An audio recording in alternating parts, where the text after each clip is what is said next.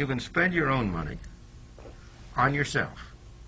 And when you spend your own money on yourself, you're very careful of what you spend it on, and you make sure that you get the most for your dollar. You can spend your own money on somebody else. You give gifts to other people. You take people out to dinner. And when you spend your own money on somebody else, you're very careful that you don't spend too much. You try to keep down the amount you spend. But you don't worry very much about what the other fellow's getting from it. You don't pay anything like as much attention to the gifts you buy for other people as to the things you buy for yourself. Or you can spend somebody else's money, as when you're spending the government's money. I say the government's money, the taxpayers' money, which the government has control over. Now you're spending somebody else's money. Let's say you're out to lunch on an expense account, but you're spending it on yourself. You're very careful that you get good things for your money. You try to have a good lunch and pick the right things, but you're not very much worried about whether you get the cheapest. Spend all you want. Spend all you want. You'll be careless.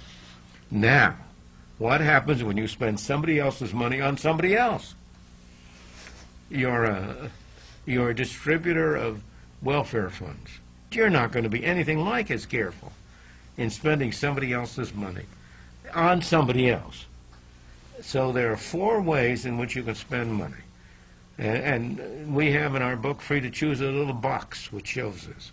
On one side of that box is your money, somebody else's money. On the other side of that top part of that box are 2 columns, on yourself or on somebody else.